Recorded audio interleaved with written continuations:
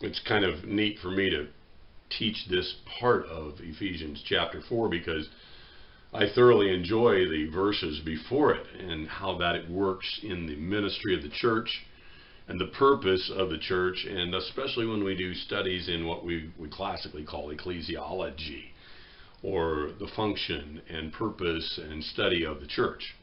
But we're going to pick up in verse 17 of chapter 4 of Ephesians, and we see a kind of a fulfillment of those first verses in the results of what happens to us when we are willing to follow those instructions and we understand what they're saying in the fivefold gift ministry.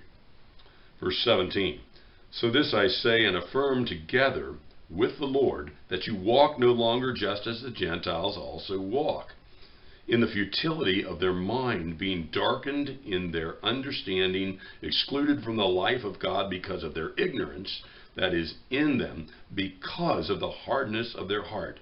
And they, having become calloused, have given themselves over to sensuality for the practice of every kind of impurity with greediness. But you did not learn Christ in this way.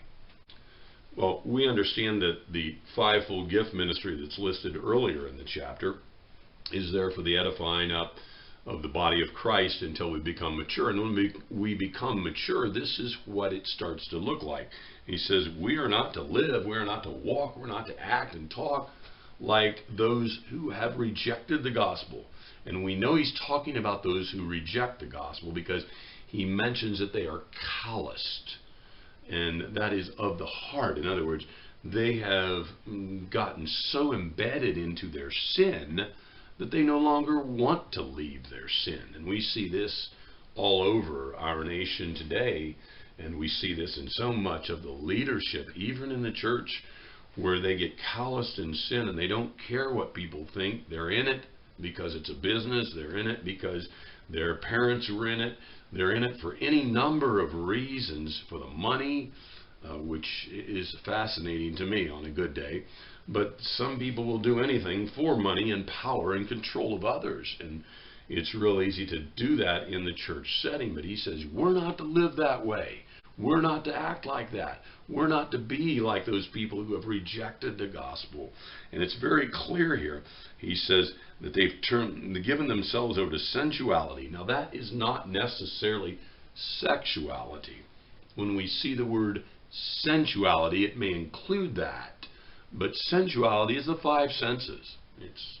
We just live by the flesh, by what we can see, by what we hear, by what we taste, by what we smell, by what we can touch. We live by that as opposed to by the Spirit, which is always the definitive backdrop in our life. Really should be the front curtains on the stage. That's really what we should always be seeing, is our spiritual definitions of life that God gives us in the Scriptures. And that's very important. But he says, we must live differently than the world does.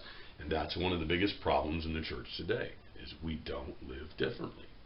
It's really hard to tell a Christian from a non-Christian in North America. And that doesn't mean that we live by some kind of odd fundamentalist style legalism. It means that we live a life that is marked, that is obvious.